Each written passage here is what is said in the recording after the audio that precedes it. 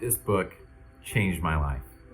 Stephen Covey's First Things First. Now, he talks a lot about a bunch of different things and different ways to manage your life, to manage your time, and to have the right priorities in life. But there is one concept, one idea that has truly changed my life. It's this idea of 4 quadrants. 4 quadrants based on how urgent something is and how important something is. We're gonna walk through all 4 quadrants, and I'm gonna save the one that I think is the most important for last. So hang with me.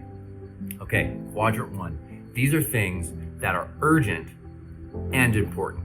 So these are things like your house catches on fire. That is pretty urgent and it's pretty important. You should probably deal with it. Maybe you have a health crisis where you have to go to the hospital. Maybe somebody in your family is sick. These are urgent and important things. Maybe it's a meeting that you have where it's going to change the trajectory of your life or your job. Maybe there's deadlines that are coming up. These are all things that are urgent and important.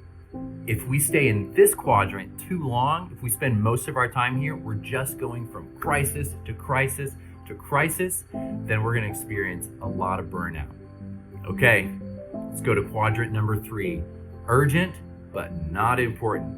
These are things that are urgent probably to somebody else, but they're not really that important to you. So this could be somebody coming up to you and saying, Jeff, I need your help with this emergency. And I have to stop and think, okay, the lack of planning on their part doesn't really constitute an emergency on my part.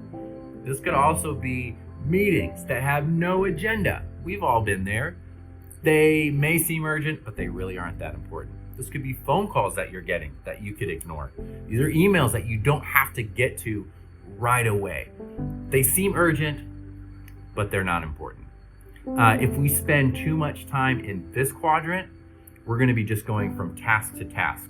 The task that's right in front of us, that's the only thing that matters. We have no time for long-range planning. So just like quadrant 1, which deals with crises, this one deals with tasks that just take up our whole day. Okay, quadrant 4. This is one of my favorite quadrants because this is things that are not urgent and they are not important. So this is rolling Instagram. This is watching YouTube videos that aren't really helpful. This is watching Netflix, going out, things that are fun, but are not helping push you forward and getting better at whatever you're doing. So there is time to stay in this quadrant, but you want to limit that time.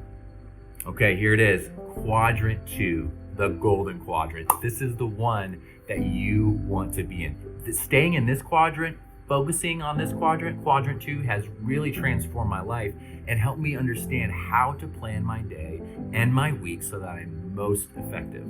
And here's what's in quadrant 2. These are things that are not urgent, but they are important. These are things like learning, spending time learning how to get better at my job, learning new skills. They're things that they don't have a sense of urgency to them, but they do help me move forward. Quadrant 4 is also a place where you're building relationships. Maybe there's people in your life, business partners or people in your network that you need to build relationships with to move forward. And you can take the time to do that in quadrant 2. You can also do a lot of long-term planning and development here. This is something that we all need to do, but if we're just dealing with crisis after crisis or task after task, or we're just wasting our time on social media, we don't have time to do this long-term development and long-term goals, looking into the future. Spending time in quadrant 2 allows us to do that. Quadrant 2 is also a place where we can focus on ourselves, on our diet, on our health, on exercise. If we aren't feeling right, if we're not moving our bodies, if we're not healthy, then we're not going to make it long term. It's just not sustainable. So if you look at the most successful people in the world, one of the most common things you see is that they're healthy people and they have habits that support that. So quadrant 1, crisis. Quadrant 3 is tasks.